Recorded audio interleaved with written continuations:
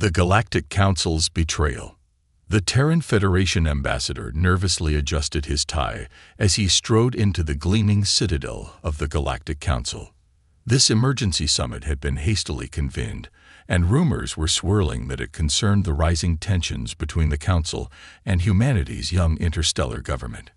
Ambassador Jasper Maxwell tried to project an air of confidence as he entered the cavernous council chamber, but anxiety gnawed at his gut.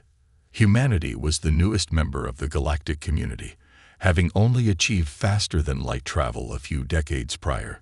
The Terran Federation was still finding its way on the galactic stage, forging uneasy alliances and trade agreements with the various alien powers that made up the Council. As Maxwell took his seat, he noticed the icy stares and tense postures of the other counselors. The insectoid Xerix representative clacked its pincers impatiently, while the avian Zolari delegate ruffled his iridescent feathers. But it was the ominous glare from Councillor Vrax, leader of the militaristic Crador Imperium, that sent a chill down Maxwell's spine. The chamber fell silent as the council president, an elderly Athean draped in shimmering silver robes, took the central podium. "Honored councilors," he began, his voice grave, "we have convened this emergency summit to address a dire situation.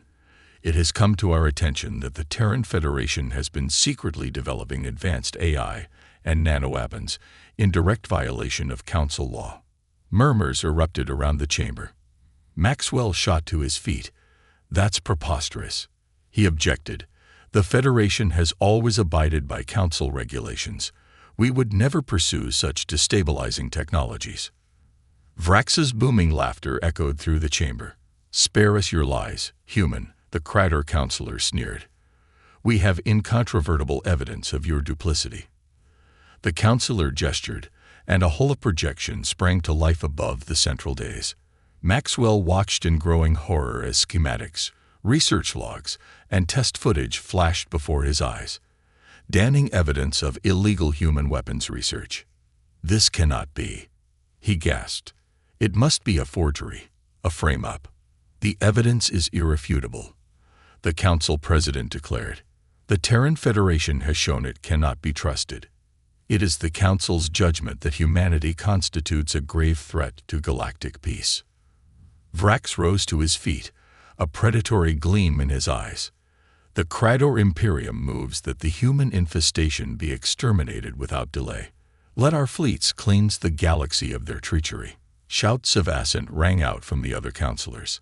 Maxwell looked on in desperate disbelief as humanity's supposed allies eagerly voted to wipe his civilization from the stars. The vote was swift and nearly unanimous. The council president fixed Maxwell with a cold stare. "Ambassador Maxwell, you have 12 hours to leave council space before our armada arrives in Terran territory. We expect your unconditional surrender, or your worlds will burn." Dazed, Maxwell staggered from the chamber, his world crumbling around him. He had to warn Earth, had to try and mount some kind of defense. But deep down, he knew it was hopeless. The Council's combined fleets were vast and powerful. Humanity was hopelessly outmatched. As his ship raced back to Terran space, Maxwell watched the first horrific reports come in.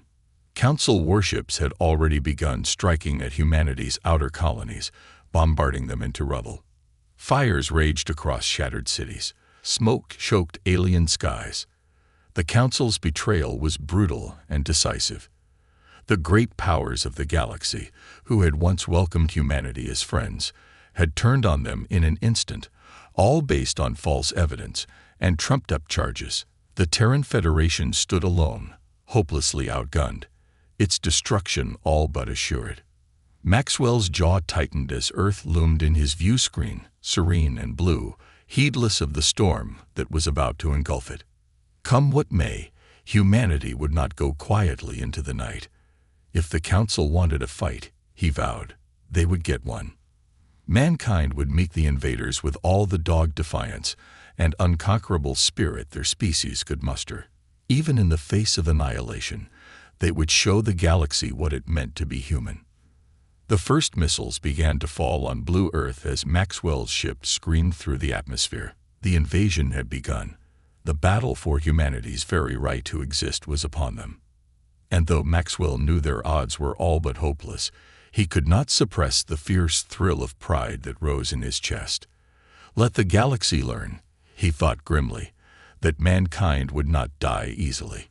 Let them discover the indomitable power of the human spirit. Earth's desperate stand. The first days of the Council's invasion were a nightmare of blood and fire. The great cities of Earth burned as the Council's warships rained devastation from above. Dozens of Earth's proudest metropolises were reduced to rubble in a matter of hours, the death toll horrifying beyond imagining. Yet as the Council's troops descended to claim their prize, they discovered that humanity would not be cowed so easily. In every shattered city, in every burning town, humans rallied to fight the invaders with a ferocity that stunned the galaxy.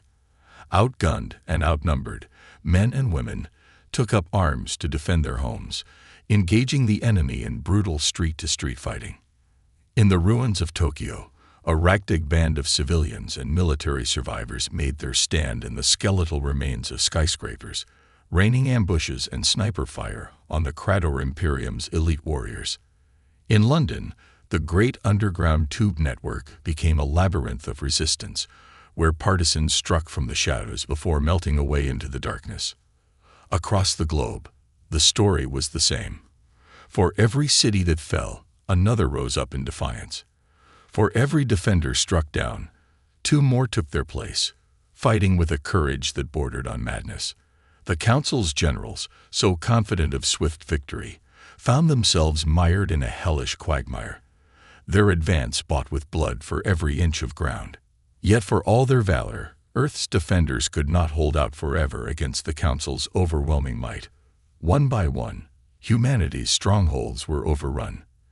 The great bastions fell, until only scattered pockets of resistance remained, fighting on in the ashes of a world in ruins. In those darkest of hours, hope seemed lost. But even as Earth burned, a daring plan was being hatched by the remnants of Terran High Command. If Earth was lost, they reasoned, then humanity's future lay amongst the stars. The Terran fleet, hopelessly outmatched, could not hope to defeat the Council's armada in open battle. But perhaps with guile and sacrifice, they could buy time for a precious few to escape to carry on the fight. Under the nose of the Council's blockade, a great exodus began. Tens of thousands of civilian ships, carrying the last hopes of humanity, slipped secretly through the siege lines, escorted by the remnants of the Terran fleet. It was a gambit fraught with peril, and many paid the ultimate price to see it through. Heroic Terran captains fought doomed rearguard actions, drawing the enemy away from the fleeing transports, holding the line to the last. On the blood-soaked streets of Earth, the fighting intensified as rumors of the escape plan spread. In 1,000 desperate struggles, valiant defenders laid down their lives to buy precious time for the evacuation. They died in droves, but not in vain, as ship after ship broke free from Earth's shackles to streak for the depths of space. As the last transports made their escape, the Council's fury was terrible to behold. In vengeful rage, they unleashed a final, devastating bombardment, scouring the surface of Earth to molten glass. The cradle of humanity was reduced to a charred and lifeless husk, a dead world left to stand as a grim testament to the Council's wrath. But even in this darkest hour, hope endured. For far beyond the reach of Earth's smoldering ruin, the ragtag fleet of survivors streaked through the stars, carrying the last and best of humanity toward an uncertain future. They were battered, bloodied, and heartbroken, but unbroken.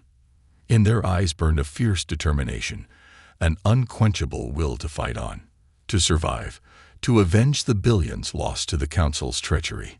The battle for Earth was lost, but the war for humanity's survival had only just begun. In secret outposts and hidden strongholds across the stars, the survivors regrouped, tended their wounds, and planned for the battles to come. The Council had taught humanity a bitter lesson in betrayal and devastation. Now, the united sons and daughters of Earth would teach the galaxy the true meaning of tenacity, resilience, and the indomitable power of the human spirit. The Council's vile betrayal would be repaid 100-fold, and the galaxy would shake before humanity's righteous fury. Earth was lost, but mankind endured, bloodied but unbowed. And as long as even one human drew breath, the fight would go on. Humanity would rise again from the ashes stronger than ever before, and the Council would rue the day they dared awaken the slumbering dragon of mankind's wrath. Regrouping and retaliation. In the wake of Earth's fall, the surviving remnants of humanity found refuge in hidden outposts scattered across the galaxy. These isolated settlements, long established as scientific research stations, remote mining facilities, and frontier colonies, now served as the last bastions of mankind's fading hopes. On the barren world of Erebus, Colonel Lena Riker surveyed the ragtag assembly of refugees and soldiers under her command. Hollow-eyed men and women, their spirits battered by the horrors they had witnessed, looked to her for guidance and leadership in this darkest of hours. Riker's own heart was heavy with grief and rage. She had seen her homeworld burn, had watched helplessly as the Council's fleets shattered humanity's mightiest strongholds like so much glass. But she knew that now was not the time for sorrow or despair. Now was the time for action, for vengeance, for humanity to strike back against those who sought to exterminate them. Under Riker's tireless guidance, the Erebus base was transformed into a bustling hub of activity. Survivors were organized into work crews, laboring around the clock to expand the facility's infrastructure, bolster its defenses, and repair and rearm the battered ships of the ragtag fleet. Similar scenes played out across the handful of surviving human outposts. On the jungle moon of Verdant, a regiment of Terran Marines drilled ceaselessly under the watchful eye of grizzled Sergeant Hawkins, honing their skills for the battles to come. In the asteroid bases of the Kuiper Belt, brilliant scientists and engineers labored to unlock the secrets of advanced weapons and propulsion technologies that could tip the balance against the Council's might. Slowly but surely, a plan began to take shape. Humanity's survivors knew they could not hope to defeat the Council's vast armadas in a direct confrontation. Instead, they would need to rely on guerrilla tactics, striking suddenly and fading away before the enemy could muster a response. The first target was chosen with care, a vital Council supply depot on the frontier world of Thalassar. This heavily guarded facility served as a linchpin in the Council's logistical network, funneling crucial resources and material to their far-flung war fleets. Under cover of darkness, a hand-picked strike team infiltrated the depot's perimeter. Led by the stealthy and lethal Lieutenant Cal Jurin, they slipped past the facility's defenses with preternatural skill and daring. As Jurin's commandos rampaged through the heart of the depot, sowing chaos and destruction, a second human force struck from above. A squadron of Terran fighters, cobbled together from the battered remnants of Earth's once proud aerospace wings, screamed down from the skies, catching the Council's defenders completely off guard. The battle was swift, brutal, and decisive. In a matter of hours, the Council's depot was reduced to flaming ruin, its vital stockpiles destroyed or captured by the triumphant humans.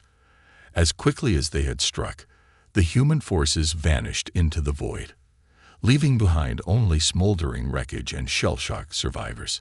News of the audacious raid spread like wildfire through the weary ranks of humanity's survivors. For the first time since the fall of Earth, the embers of hope began to stir in battered human hearts.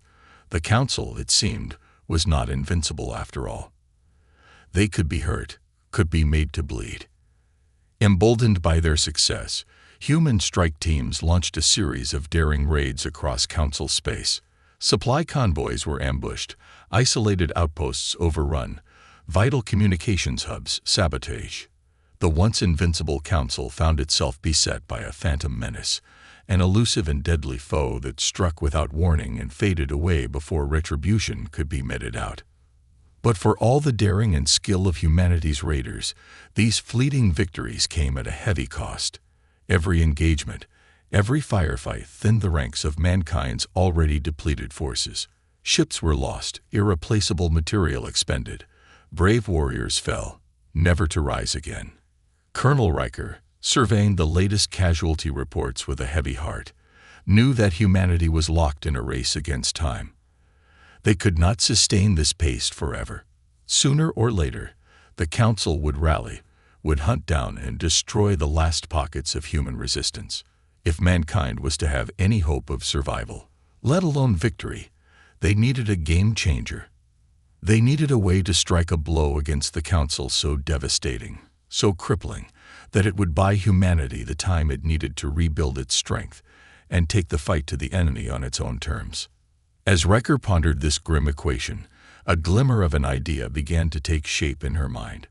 It was a plan audacious beyond reckoning, fraught with peril and uncertainty.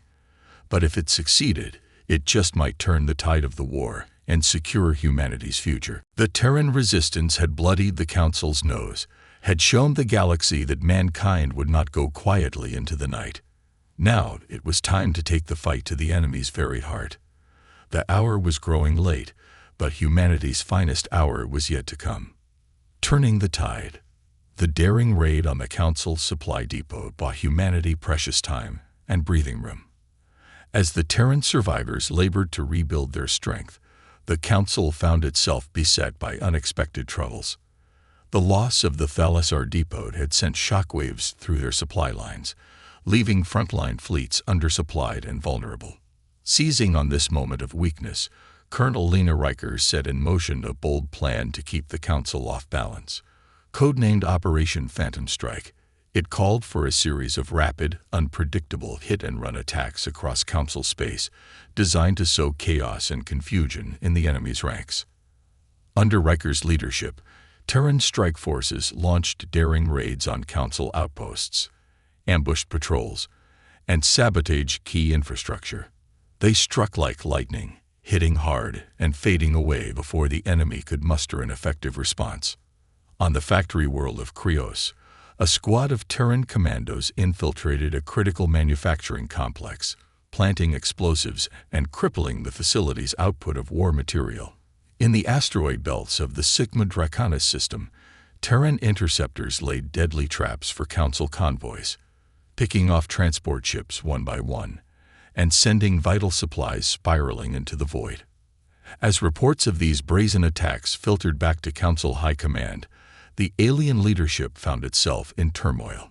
The Terrans were proving far more resilient and resourceful than they had anticipated.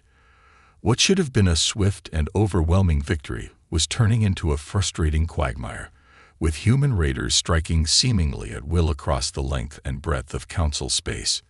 Desperate to regain the initiative, the Council poured reinforcements into hunting down the elusive Terran raiders. Crador headhunter squads, Zolari reconnaissance wings, and Athean sea trackers were dispatched to every corner of the galaxy, charged with rooting out and destroying the human resistance cells. But even as Council forces closed in on their prey, the Terrans remained maddeningly elusive. Guided by the uncannily prescient strategic insights of Commander Ilara Vesper, Riker's forces always seemed to stay one step ahead of their pursuers, dancing away into the void just as the enemy's jaws closed on empty space. Meanwhile, in hidden shipyards and secret research facilities across the scattered human outposts, a desperate race against time was underway. The brightest surviving minds of humanity, led by the brilliant but haunted Dr. Arden Kost, labored day and night to unlock the secrets of revolutionary new technologies that could tip the balance of the war. In hidden nanoforges powered by the limitless energy of zero-point reactors, automated assembly lines churned out sleek new warships, their hulls sheathed in metamaterials that rendered them all but invisible to enemy sensors. In secret labs buried deep beneath the surface of barren moons, human volunteers subjected themselves to radical gene therapies and cybernetic enhancements, emerging as transhuman warriors possessed of preternatural speed, strength, and resilience. As these breakthroughs began to filter out to the frontline forces, the tide of battle slowly began to turn. Terran ships, once hopelessly outclassed by Council vessels, now danced circles around their alien foes, striking with impunity before vanishing like ghosts. Enhanced human soldiers went toe-to-toe with the Council's finest warriors, matching them blow for blow in vicious, close-quarters combat. Yet for all these hard-won victories, Riker knew they were still balanced on a razor's edge. The Council's resources were vast, their reserves of ships and personnel seemingly inexhaustible. For every Council vessel destroyed, every outpost razed, two more seemed to take their place, pressing the attack with relentless fury.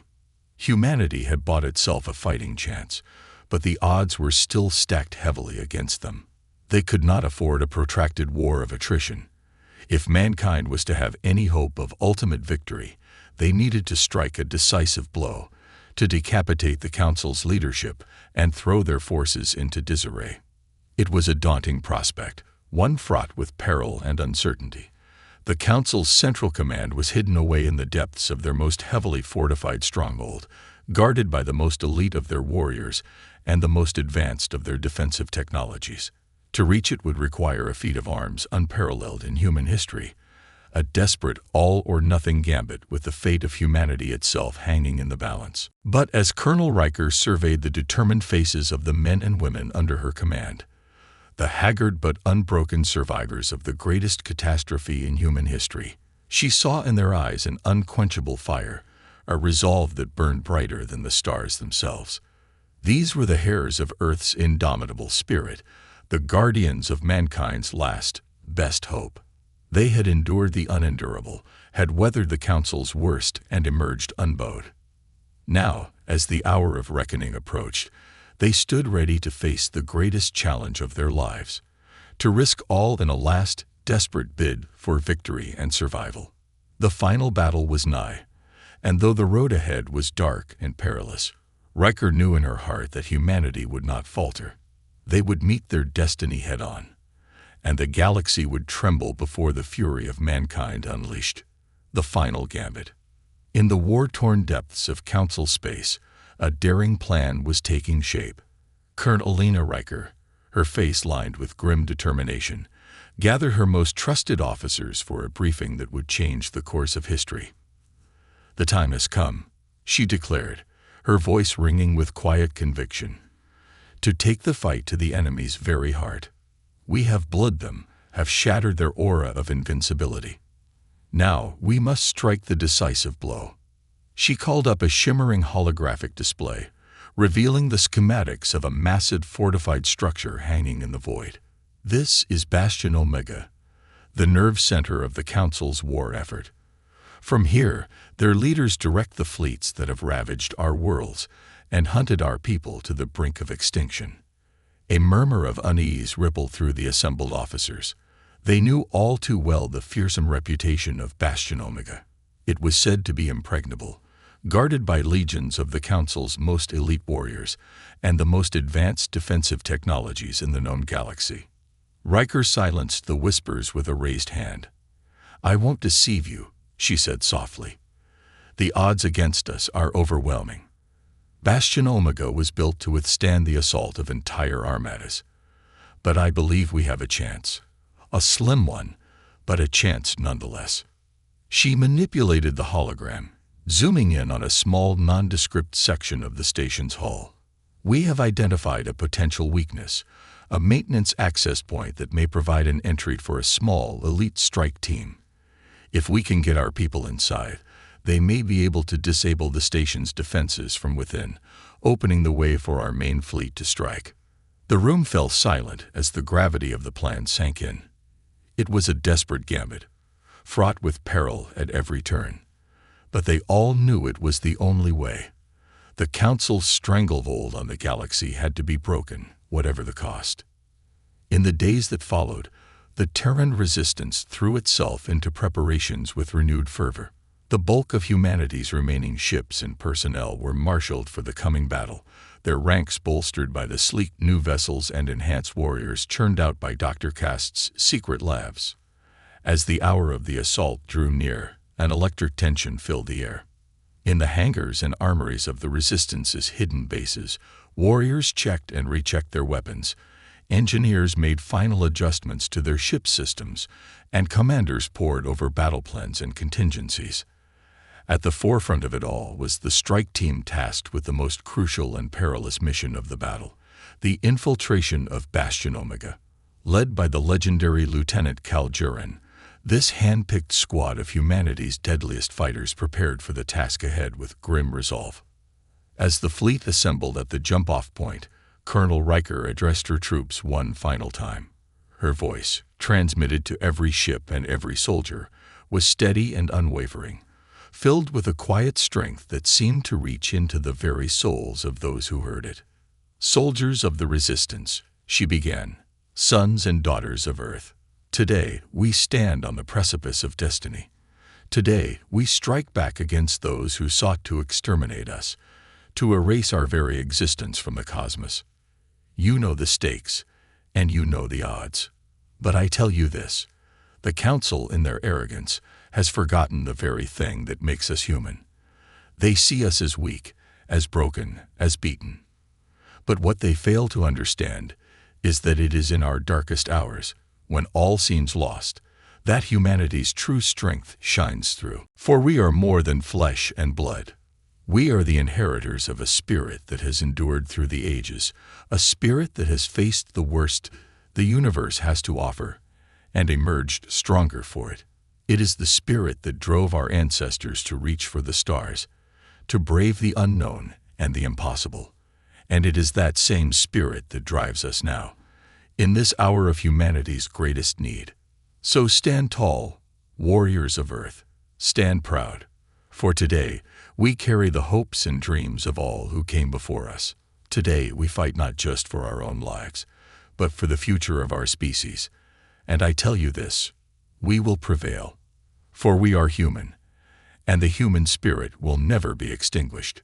A roar of approval swept through the fleet, a sound that seemed to shake the very fabric of space itself. And with that, the ships leaped forward, hurtling toward their date with destiny, toward the battle that would decide the fate of humanity and the galaxy itself. The die was cast, the gambit begun, and in that moment, every man and woman who bore the name of Earth knew that, come what may, they would face their fate as humans always had, with courage, with defiance, and with an unbreakable will to endure. Victory and a new dawn. The assault on Bastion Omega was a maelstrom of fire and fury. As the bulk of the Terran fleet engaged the Council's defenses in a titanic space battle, Lieutenant Cal Jarin and his strike team fought their way through the station's labyrinthine interior, facing down the most elite of the Council's warriors in brutal close-quarters combat. Inch by blood-soaked inch, Jarin's warriors battled their way to the station's central control nexus. Guided by the brilliant hacker Zara Cade, they fought to disable Bastion Omega's defenses and open the way for the Terran fleet's final, devastating assault. It was a battle fraught with desperation and sacrifice. Many brave souls gave their lives in those blood-soaked corridors, buying with their courage and their resolve the precious seconds needed to complete the mission. And in the end, as Zara's virus wormed its way into the station's core systems and Lieutenant Jarin's rifle claimed the life of the final Council defender, the deed was done. Bastion Omega's defenses flickered and died, leaving the mighty stronghold vulnerable to the waiting guns of the Terran fleet. And with a roar of triumph and vengeance, those guns spoke, pouring the righteous fury of a wounded species into the very heart of their tormentors. Under the onslaught of the Terran barrage, Bastion Omega broke apart, its once inviolable hull shattering into a million fragments of twisted metal and shattered composites. And with it, the Council's iron grip on the galaxy crumbled, their fleets thrown into disarray, their leadership decimated in one fell swoop. In the days that followed, news of the Council's defeat spread like wildfire across the stars. On 100 worlds, the Council's subject species rose up in rebellion, casting off the yoke of their hated masters and declaring their allegiance to the burgeoning Terran cause. Deprived of their central leadership and beset by revolts on every front, the Council's once mighty war machine crumbled with astonishing speed. Their fleets, once the scourge of the galaxy, were hunted down and destroyed piecemeal by the vengeful forces of the Terran resistance and their newfound allies. In the final battles of the war, it was Colonel Lena Riker herself who led the assault on the Council's last major stronghold. In a confrontation that would echo through the ages, she faced down Counselor Vrax, the architect of humanity's suffering, in single combat. The duel was titanic, a clash of wills and ideals as much as a contest of arms. But in the end, it was Riker who emerged victorious, her blade finding the Counselor's black heart and ending his reign of terror once and for all. With Vrax's fall, the last embers of the Council's resistance were snuffed out. The galaxy, so long held in the iron fist of their tyranny, was free at last, the nightmare of their rule banished to the dustbin of history. For the battle-weary survivors of the Terran resistance, the taste of victory was bittersweet. They had achieved the impossible, had avenged the fallen billions of Earth, and ensured the survival of their species. But the cost had been staggering, the sacrifices almost too painful to bear. And yet, as they gathered on the war-torn soil of liberated worlds, as they mourned their fallen comrades and tended to their wounds, a new feeling began to take root in their hearts, a feeling of hope, of possibility, of a future that stretched out before them like an undiscovered country. They were the inheritors of a shattered galaxy, the guardians of a new order forged in the crucible of war and sacrifice. And as they set about the monumental task of rebuilding and healing, of forging bonds of friendship and alliance with the myriad species they had helped to liberate, they did so with the knowledge that they carried with them the indomitable spirit of Earth, the unbreakable will that had carried them through the darkest of times and brought them, at last, to the light of a new dawn. In the years that followed, the Terran resistance evolved into the Terran Alliance, a beacon of hope and unity in a galaxy still reeling from the ravages of war. Under the wise leadership of President Lena Riker, the Alliance worked tirelessly to heal old wounds, to foster cooperation and understanding between the myriad cultures of the galaxy, and to build a future in which all sentient beings could live in peace, freedom, and dignity. It was a long and difficult road, beset by challenges and setbacks at every turn. But guided by the indomitable spirit of its founders, the Alliance persevered, blazing a trail of hope and progress through the stars. And so, from the ashes of Earth's darkest hour, a new dawn arose. A dawn of healing, of unity, of a galaxy reborn. The Council's vile betrayal had been answered, their crimes avenged, and in their place, a new order had arisen. An order founded on the principles of courage, sacrifice, and the unbreakable bond of all who called the stars their home. The Terran spirit, tested in the fires of adversity, had emerged stronger than ever, a beacon of hope and resilience for all the galaxy to see. And as the Alliance's ships sailed forth into the vast expanse of space, as new worlds were discovered and new frontiers explored, one thing was certain: the legacy of Earth and the indomitable will of the human spirit would endure now and forevermore.